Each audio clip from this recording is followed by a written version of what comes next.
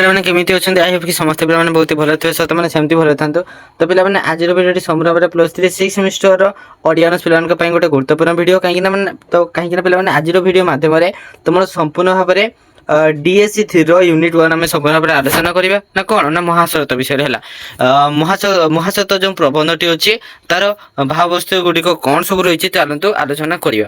ତ ଚାଲ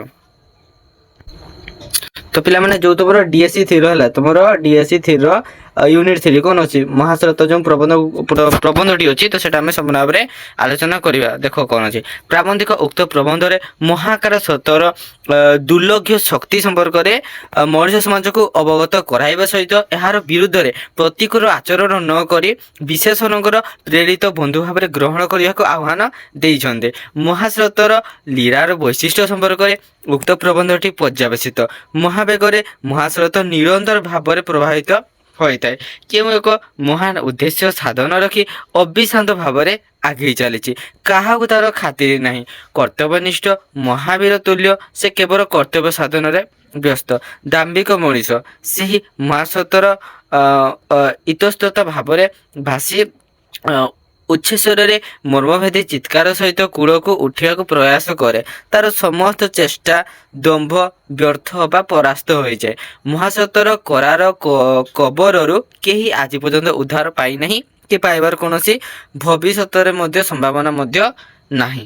ପ୍ରାବନ୍ଧିକ ଏହି ସର୍ବଗ୍ରାସୀ ମହାସତ୍ତ୍ୱର ଭୟାବହତାକୁ ଉଦାହରଣ ମାଧ୍ୟମରେ ଗ୍ରହଣ କରିଛନ୍ତି। ଭୁବନ ବିଜୟୀ ମହାବୀର ସିକନ୍ଦର, ସଜର ନେପୋଲିୟନ, ମହାରଥୀ ଭୀଷ୍ମ, ଦ୍ରୋଣ, କର୍ଣ୍ଣ, ଅର୍ଜୁନ ପ୍ରଭୃତିଙ୍କର ମହାସତ୍ତ୍ୱର ସମକ୍ଷରେ ନତମସ୍ତକ। ଇତିହାସ ଠାରୁ ଷ୍ଟମ୍ଭ କରି ପୁରାଣ ବିଜ୍ଞାନ ଇତିହାସ ଠାରୁ ଆରମ୍ଭ କରି ପୁରାଣ ବିଜ୍ଞାନ ଶିଳ୍ପ ସମସ୍ତେ ଏହାର କୀର୍ତ୍ତିଗାନ କରୁଛନ୍ତି। ମହାସତ୍ତ୍ୱ ପାଖରେ ମଣିଷ ଆଜି ଗୋଟେ କ୍ରୀଡ଼ା ସାମଗ୍ରୀ ପାଲଟି ଯାଇଛି। ତା ଛଡ଼ା ତା ଦ୍ୱାରା ମଣିଷ ହସୁଛି ଏବଂ କାନ୍ଦୁଛି। ତାର ପ୍ରକଳ୍ପ ଶକ୍ତି ବଳରେ ମଣିଷ ନିୟନ୍ତ୍ରିତ ହୋଇଥାଏ। ସର୍ବତ୍ର ଏହାର ପ୍ରଭାବ ଅପ୍ରତିହତ। ଏମନ୍ତ ସ୍ଥାନ ନାହିଁ ଯେଉଁଠାରେ ଏହାର ବେଗ ମନ୍ଦୀଭୂତ। ମହାସତ୍ତ୍ୱ ମହାବେଗରେ ପ୍ରଭାବିତ ହେଉଥିଲା। ମହାସତ୍ତ୍ୱର ପ୍ରଭାବରେ ଅନ୍ତରିକ୍ଷ ବ୍ୟାପୀ ବାଷ୍ପମୟ ପରମାଣୁ ଏବଂ ମହାସାଗରର ସୃଷ୍ଟି ହୋଇଥାଏ। ଏହାର ପ୍ରଭାବରେ ମଧ୍ୟ ଗୋଟିଏ ଗୋଟିଏ ଜୀବର ଆବିର୍ଭାବ ଓ ତୀରଭାବ ମହାସତ୍ତ୍ୱର ଇଙ୍ଗିତରେ ଲକ୍ଷ ଲକ୍ଷ ଜନପଦ ଓ ନଗରୀର ଉତ୍ଥାନ ଓ ପତନ ସମ୍ଭବ ହେଉଛି। ଅନେକ ପରାକ୍ରମଶାଳୀ ବୀରର ଉଦୟ ଓ ବିଲୟ ଏହାରି ଦ୍ୱାରା ହିଁ ସମାହିତ ହୋଇଛି। ମହାସତ୍ତ୍ୱର ନୀରବ ନିର୍ଦ୍ଦେଶରେ ଭୀଷଣ ରାଷ୍ଟ୍ର ବିପ୍ଳବ, ଧର୍ମ ବିପ୍ଳବ, ସମାଜ ବିପ୍ଳବମାନ ଘଟିଥାଏ। ଏହାରି ପକ୍ଷପାତ ମାତ୍ରକେ ବିପୁଳ ପରିବର୍ତ୍ତନ ହୋଇଥାଏ। ରାଜା ପାଲଟି ଯାଏ ଫକୀର, ନନ୍ଦନକାନନ ପାଲଟେ ମରୁପ୍ରାନ୍ତର ଏବଂ ପୌଷ ମାସ ଏବଂ କାହାର ସର୍ବନାଶ ପାଲଟିଯାଏ। ମହାସତ୍ତ୍ୱର ମହାନ ଅଦ୍ଭୁତ ଲୀଳାରେ ମହାସତ୍ତ୍ୱର ବିବର୍ତ୍ତନକୁ କଳନା କରିବା ସାଧ୍ୟାତୀତ। ପ୍ରାବନ୍ଧିକ ବିଜ୍ଞାନ ଭିତ୍ତିକ ଦୃଷ୍ଟିକୋଣରୁ ମହାସତ୍ତ୍ୱର ଆକଳନ କରିଛନ୍ତି। ବିଜ୍ଞାନ କହେ ପୃଥିବୀର ଗୋଟିଏ ଗୋଟିଏ ସ୍ତରରେ ସଂସ୍ଥାନରେ କେତେ ସହସ୍ର ବର୍ଷ ଅତୀତ ହୋଇଅଛି କିଏ ନିରୂପଣ କରିବ? ପୃଥିବୀ ପୃଷ୍ଠର କେତେ କାଳ ପରେ ମାନବର ପ୍ରଥମ ଆବିର୍ଭାବ କିଏ ସ୍ଥିର କରିବ? ବିଜ୍ଞାନ ଅନୁସାରେ ପୃଥିବୀର ଧର୍ମଶାସ୍ତ୍ରମାନଙ୍କର ଅସାର କାଳ୍ପନିକ ତଥ୍ୟ କୁଆଡ଼େ କାଳବକ୍ଷରେ ମହାସତ୍ତ୍ୱରେ ଭାସି ଭାସି ନିଶ୍ଚିହ୍ନ ହୋଇଯାଉଛି। ଯେତିକି ସତ୍ୟ ସବୁକୁ ଧୋଇ ଦେଇ ସେତିକି ରଖିଛି। ତେଣୁ ଅନନ୍ତ ସୃଷ୍ଟିର ତୁଳନାରେ ମନୁଷ୍ୟର ସ୍ଥାୟିତ୍ୱକାର ଅତି ସାମାନ୍ୟ। କେତେ ଯେ ଇତିହାସକୁ ଗର୍ଭରେ ରଖିଛି ମହାସତ୍ତ୍ୱ, ପୁଣି ମଣିଷର ଇତିହାସ ଏହି ଅଳ୍ପକାଳରେ ମଧ୍ୟ ସମସ୍ତ ବିବରଣୀ ଦେବାରେ ଅସମର୍ଥ ବୋଲି ପ୍ରାବନ୍ଧିକ କହିଛନ୍ତି। ସମାଜର ଅତୀତର ଐତିହ୍ୟକୁ ନେଇ ଇତିହାସ ମହାସତ୍ତ୍ୱର ମହାବ୍ୟାପାର ମାନଙ୍କୁ ଇତିହାସ କି ସମ୍ବାଦ ପରିବେଷଣ କରିପାରିବ ବୋଲି ବିସ୍ମିତ ହୋଇଛନ୍ତି ପ୍ରାବନ୍ଧିକ। ତଥାପି ଇତିହାସ ଆମ୍ଭମାନଙ୍କର ନମସ୍ୟ, ଯେହେତୁ ସେ ଏହି ମହାସତ୍ୱର କେତେକ ସ୍ଥିର ବିବରଣୀ ପ୍ରଦାନ କରି ଆମ୍ଭମାନଙ୍କର ମହା ଉପକାର ସାଧନ କରିଛନ୍ତି। ଭାଙ୍ଗିବା ଗଢ଼ିବାର ନିର୍ମାତା ହେଉଛି ମହାସ୍ରୋତ। ମହାସ୍ରୋତ ଏକ ରାଜ୍ୟ, ଏକ ସମାଜର ଭଗ୍ନାବଶେଷ ଦ୍ୱାରା ନବୀନ ଓ ସୁନ୍ଦରତର ରାଜ୍ୟ ଓ ସମାଜ ସଂଗଠନ କରୁଅଛି।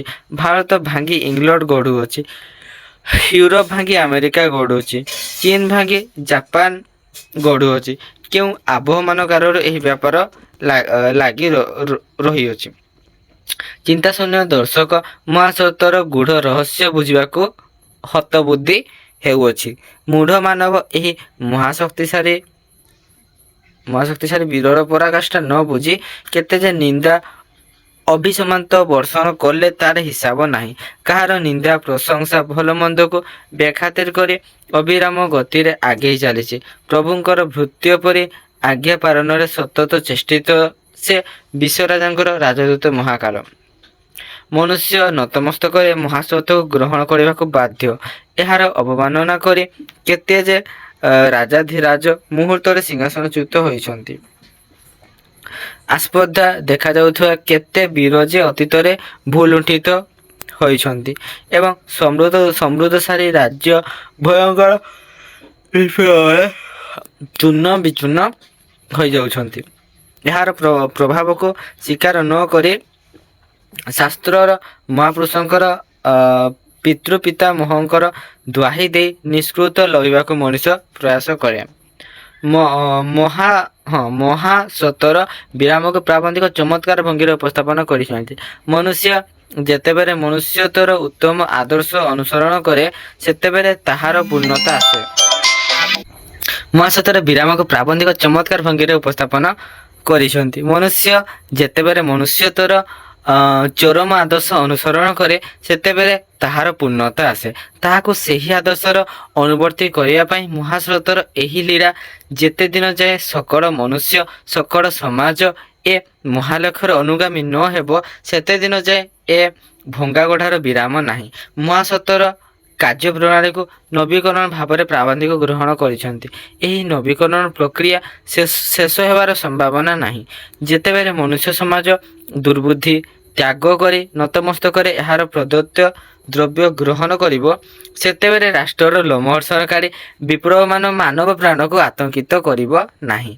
ସମସ୍ତେ ସମସ୍ୱରରେ ଏହାର ଆଦେଶକୁ ପ୍ରାଣର ଅମୃତମୟ କର୍ତ୍ତବ୍ୟମଣି ମହାସମାଦରରେ ସାଧନ କରିବେ। ପରିଶେଷରେ ପ୍ରାବନ୍ଧିକ ମଣିଷ ସମାଜକୁ ଦୁର୍ବୁଦ୍ଧି ତ୍ୟାଗ କରି ବିଶ୍ୱରାଜାଙ୍କର ପ୍ରେରିତ ରାଜଦୂତ ରୂପରେ ମହାସ୍ରୋତକୁ ସ୍ୱାଗତ କରିବାକୁ ନିବେଦନ କରିଛନ୍ତି। ମହାସ୍ରୋତର ଏହି ପରିବର୍ତ୍ତନ ଉନ୍ନତିର ଏକମାତ୍ର ସୋପାନ ଏବଂ ଏହା ସ୍ୱାଭାବିକ ସୃଷ୍ଟିର ଏକ ଅବସ୍ଥା। ତେଣୁ ମହାସ୍ରୋତର ପ୍ରତିକୂଳ ଆଚରଣ ନ କରି ତାହାକୁ ମିତ୍ର ରୂପେ ଅର୍ଥାତ୍ ବିଶ୍ୱେଶ୍ୱରଙ୍କର ପ୍ରେରିତ ବନ୍ଧୁ ରୂପରେ ଗ୍ରହଣ କରିବା ଉଚିତ ବୋଲି ପ୍ରାବନ୍ଧିକ ମତବ୍ୟକ୍ତ କରିଛନ୍ତି। ପ୍ରାବନ୍ଧିକଙ୍କର ମହାସ୍ରୋତର ଅଦ୍ଭୁତ ଶକ୍ତି ସମ୍ପର୍କରେ ବର୍ଣ୍ଣନା ବେଶ ପ୍ରାଣସ୍ପର୍ଶୀ ହୋଇଯାଇଛି। ସେହିପରି ପ୍ରବନ୍ଧର କେତୋଟି ସ୍ମରଣୀୟ ପ୍ରସଙ୍ଗ ଗୁଡ଼ିକ ଅଛି। କ'ଣ ଦେଖିବା ହେଲା?